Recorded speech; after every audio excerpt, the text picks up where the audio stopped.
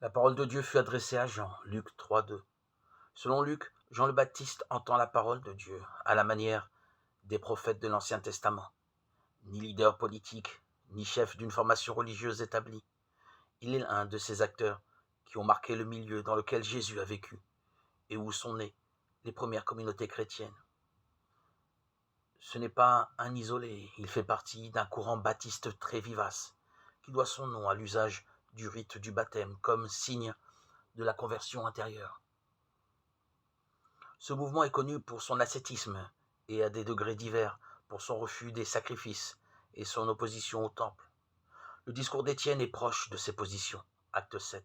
Selon l'évangile de Jean, les premiers disciples de Jésus viennent de l'entourage de Jean le Baptiste. Les baptistes ne sont pas les seuls à vivre en marge de la société juive. Rompant avec le sacerdoce et le culte du temple de Jérusalem, les Esséniens s'étaient retirés au désert pour y former une sainte communauté sacerdotale, la communauté de la Nouvelle Alliance. Les manuscrits découverts au désert de Juda en 1947 ont révélé les ressorts profonds de cette congrégation religieuse.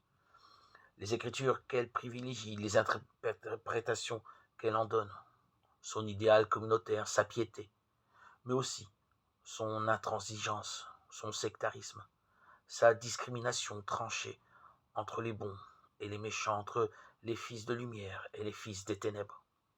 C'est pour certains historiens le christianisme est un essénisme qui a réussi. Il n'en faut pas moins reconnaître que l'esprit de l'évangile est bien différent.